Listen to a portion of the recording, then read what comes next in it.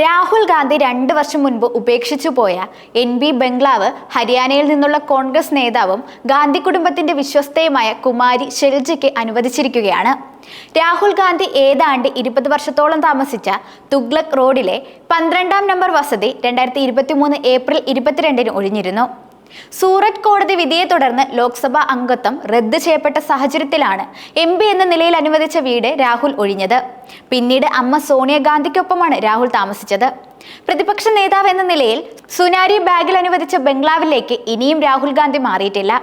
അതേസമയം 2019-ൽ കർണാടകയിൽ നടത്തിയ തിരഞ്ഞെടുപ്പ് പ്രസംഗത്തിൽ മോദി സമുദായത്തെ അപകീർത്തിപ്പെടുത്തിയെന്ന കേസിലാണ് രാഹുൽ ഗാന്ധിയെ ഗുജറാത്തിലെ സൂറത്ത് കോടതി 2023 മാർച്ച് 23-ന് 2 വർഷം തടവ് ശിക്ഷയ്ക്ക് വിധിച്ചത്. ഇതിന് പിന്നാലെ ലോക്സഭാ സെക്രട്ടേറിയറ്റ് രാഹുലിനെ അയോഗ്യനാക്കുകയും ഔദ്യോഗിക വസതി ഒഴിയാൻ ആവശ്യപ്പെടുകയും ചെയ്തിരുന്നു.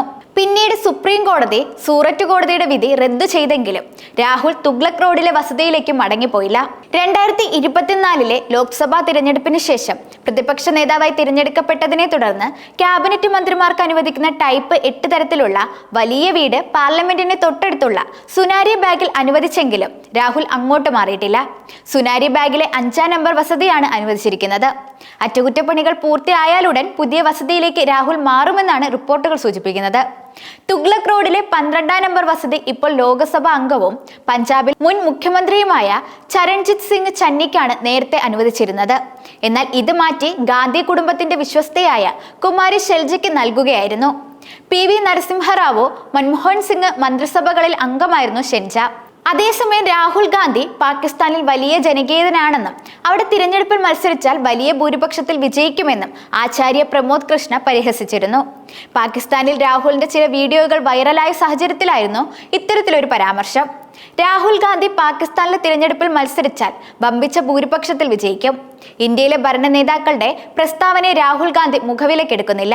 ഇവിടുത്തെ ഭരണ സംവിധാനങ്ങളെയും രാഹുലിന് വിശ്വാസമില്ല. ഇന്ത്യൻ സൈന്യം പാകിസ്ഥാന് കൃത്യമായി തിരിച്ചടി നൽകിയതിനെ കുറിച്ച് വിശദീകരിച്ചപ്പോൾ അതിന് തെളിവ് വേണമെന്നാണ് രാഹുൽ ആവശ്യപ്പെട്ടത്. എന്നാൽ പാകിസ്ഥാനിലെ ഏതെങ്കിലും ഒരു നേതാവ് എന്തെങ്കിലും പറഞ്ഞാൽ രാഹുൽ അത് ചാടിക്കയറി വിശ്വസിക്കും.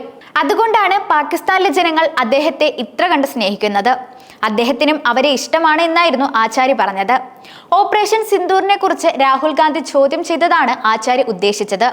ദൗത്യത്തെക്കുറിച്ച് സംശയം ഉന്നയിച്ച രാഹുലും മറ്റു കോൺഗ്രസ് നേതാക്കളും ഓപ്പറേഷനിടെ എത്ര ഇന്ത്യൻ യുദ്ധവിമാനങ്ങൾ തകർന്നുവെന്നതിൽ കൃത്യമായ മറുപടി നൽകണമെന്ന് വിദേശകാര്യ മന്ത്രാലയത്തോട് ആവശ്യപ്പെടുകയും ചെയ്തിരുന്നു. ഇന്ത്യൻ ആർമിയെയും പാർലമെന്റിനെയും ഭരണഘടനയെയും വരെ ചോദ്യം ചെയ്യുന്നത് രാഹുലിന്റെ പതിവ് രീതിയായി മാറിയെന്നും ആചാര്യ ആരോപിക്കുന്നുണ്ട്. കുട്ടികളാണ് ഇത്തരത്തിൽ പെരുമാറുന്നതെങ്കിൽ കുറച്ചു വലുതാവുമ്പോൾ ശരിയാകുമെന്ന് കരുതാം.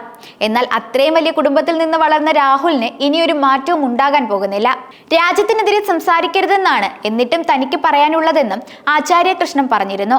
ഓപ്പറേഷൻ സിന്ദൂറിന് പിന്നാലെ ഇന്ദിരാഗാന്ധിയെയും നരേന്ദ്രമോദിയും ചോദ്യം ചെയ്ത കോൺഗ്രസ് നേതാക്കളെയും ആചാര്യ പ്രമോദ് വിമർശിച്ചിരുന്നു. ഇന്ദിരാഗാന്ധി വളരെ ജനകീയതയുള്ള ഒരു നേതാവായിരുന്നു. അവർ പാകിസ്ഥാനെ ഒരു പാഠം പഠിപ്പിച്ചു. എന്നാൽ ഇന്ത്യക്ക് നരേന്ദ്രമോദിയെ പോലൊരു പ്രധാനമന്ത്രിയെ ഇതുവരെ ലഭിച്ചിട്ടില്ല. അദ്ദേഹം ഒരാൾ മാത്രമാണ്. ലോകം ഇന്ത്യയെ ഇന്ന് ഭയഭക്തിയോടെ നോക്കിക്കാണുന്നുവെന്നും ആചാര്യ പറയുന്നു. രാഹുൽ തിരഞ്ഞെടുപ്പിൽ തോൽക്കുമ്പോൾ ജനാധിപത്യം നിർജീവമായതായി അദ്ദേഹം പ്രഖ്യാപിക്കും. എന്നാൽ വിജയിക്കുമ്പോൾ ജനാധിപത്യം ഉയർത്തെഴുന്നേറ്റതായും പറയും. സുപ്രീം കോടതി വിധി അനുകൂലമാകുമ്പോൾ അത് വളരെ നല്ലതാകും. തീർച്ചയായും രാഹുൽ ഒരു അസാധാരണ വ്യക്തിയാണെന്നും ആചാര്യ പറഞ്ഞിരുന്നു.